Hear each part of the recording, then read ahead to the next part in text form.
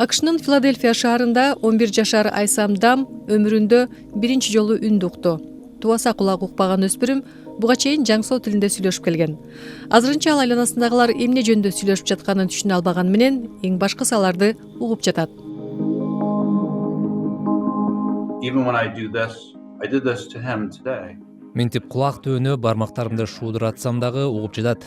Абада акырын чыккан үндү дагы угуп жатат. Voices, you can hear cars coming.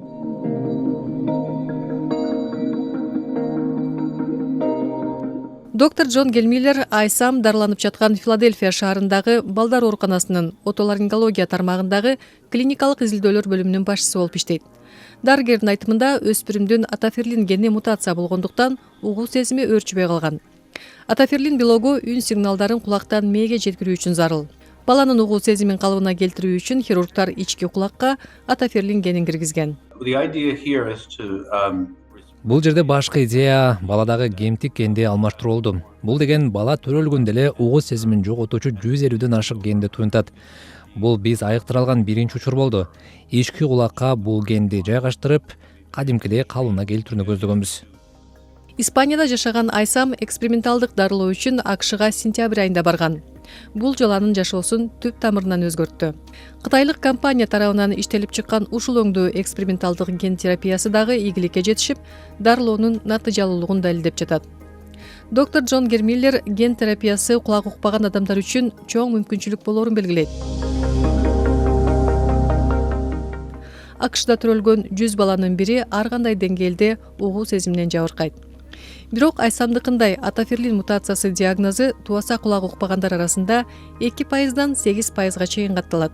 Адистер ген терапиясынын революциялык ыкмасынын келечеги туурасында мындай дешет.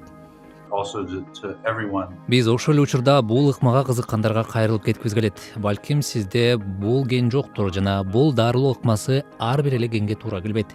Бирок азыркы клиникалык изилдөөбүздө бир гана генди айыктырып жатабыз. Бирок алдыдагы 5-10 жылдардагы жаңылыктарга дагы көз салып туруңуздар. Tune in for more in the next 5 to 10 years.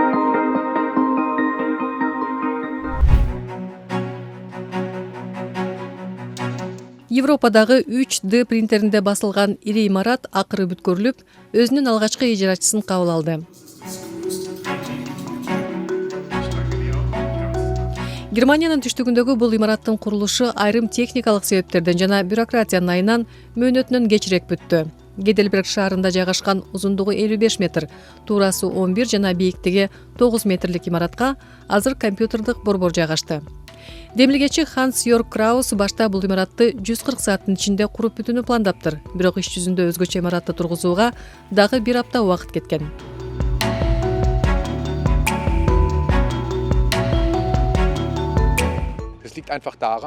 Имараттын капталдарын бекемдөө боюнча көп иш бар эле. Тирөөчү плиталар чатырдай эле, салттуу ыкмада эле тургузулмак. Бирок иш жүзүндө башта ойго келбеген айрым кыйынчылыктар жаралды. Бирок биз бул сыяктуу нерселер болорун билгенбиз. Краус тамашачын аралаш мындай жаңы имаратка эки эшикти орнотуу дагы оңой олтоң болбогонун айтып берди. Бардык биз билген стандарттагы эшиктер бетондун өзгөчө тибине карап орнотулат экен. Ал эми биз бетондун таптакыр жаңы түрүн пайдаландык. Ошондуктан бир нече апта бою болгону эки эшиктин айласын издеп жаттык. Краустун кийинки имараты мындан 3 эсе чоң болор айтылууда. Бирок ал азырынча долбоордун чоо жайын сыр катары сактап турмай болду.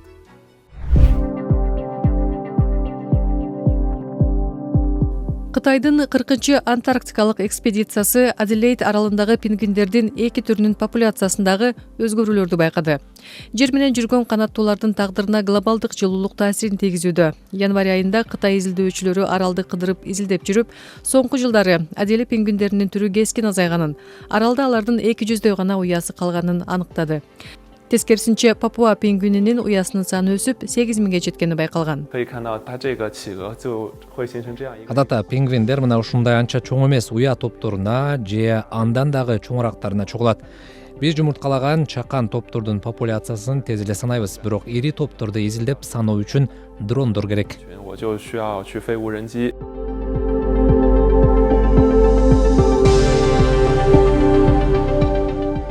Алтай окумуштуулардын айтымында Аделе пингвиндери түштүк уюлга жакын суугураак аймактарда жашайт. Ал эми Папуа пингвиндери жылуураак субантарктикалык аймакта байырлашат. Ал жерде орточо жылдык аба ырайы 5 Цельсий градусту түзөт.